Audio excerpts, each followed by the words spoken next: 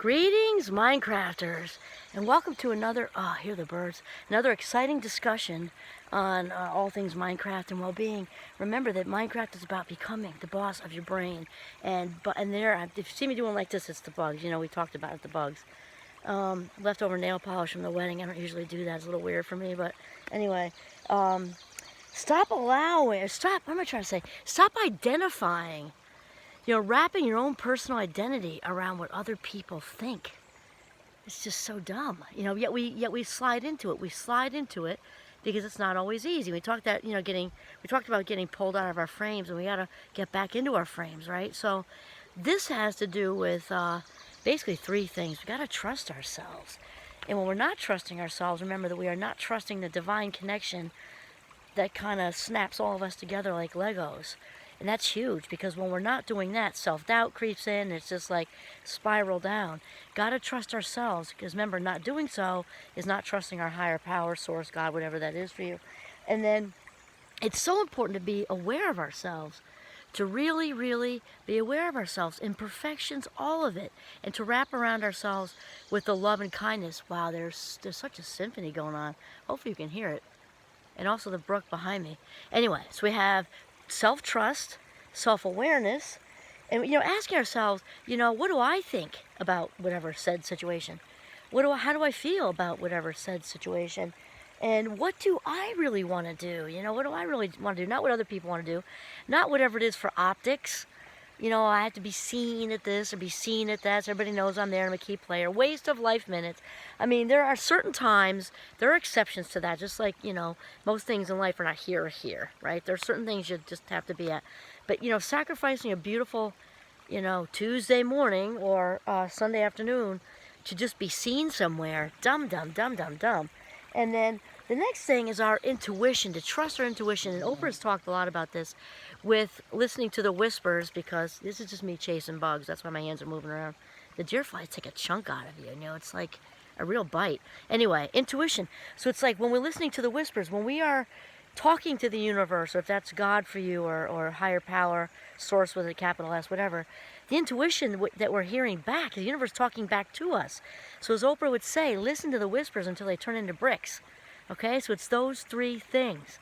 So it's trusting ourselves, which means trusting the divine connection that attaches us all together, and self-awareness, and then intuition, and listening to our own intuition. This is what helps us, stay in the frame. Stay in the frame and not getting all wrapped up in social comparison. And remember that when somebody says, oh, my reputation's at stake, oh, my reputation, there's nothing you can do about your reputation, because it doesn't exist in your head or in you anywhere. Your reputation's in all kinds of other people's heads.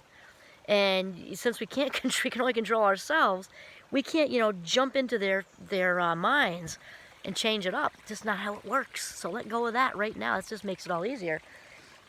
And then social media, of course, has a huge part to do with this. We're not saying it, or like rolling it. We're not saying that social media doesn't have advantages. Obviously it does. I'm loving doing these YouTube videos so I can reach people. As you know, one of my main missions in this life is to help people see their own value and to spread as much positivity around as possible.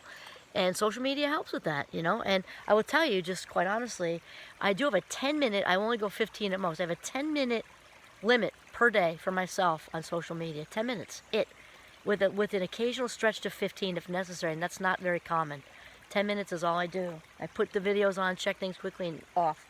So the thing with social media is that gets us locked into social comparison. I think I mentioned that I actually did my research on the effects of social media and well-being, and one of the theories I based it on was the one of Leon Festinger. Early 1950s, I think it was 1951. Anyway, Leon got it way early on that we get really wrapped up in what other people have. And of course in the 50s it was like, oh, the Murphy's got a new station wagon. Oh my God. Difference is when Mr. Murphy, because it would have been Mr. Murphy, pulls the new family station wagon in the garage, we don't think about it anymore. Versus social media, it's 24/7. And I know from my own young adults, my students and my own young adults, they're all my own, I love my students, my rock stars. They talk about it a lot. It's a 24/7 just need, like almost like a compulsion to stay connected. Many of them are actually in agony if they're not connected.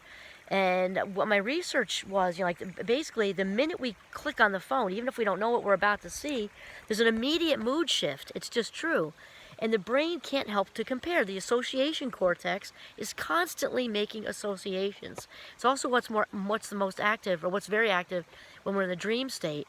So even if we don't want to compare, we just do, because the brain can't shut it off. So-and-so's in a relationship. So-and-so has a new house. So-and-so got into graduate school. So-and-so got a great first job. So-and-so is able to retire. Like, what's the matter with me? So we naturally do that stuff. And if we're all wrapped up in that, it's going to throw a huge wrench in the authentic journey, the authentic path, because we can't become whole and complete when we're living in all these other frames. We have to live in our own frames to become whole and complete. It's just how it is. Our wholeness and completeness is already there. We just have to access it. And also, good prevention for burnout. People aren't going to like this. That's what my students say. Is to really stop this, to unplug the drug. If you can't unplug for a whole day or even a half a day, I'm not saying with judgment. I know it's hard.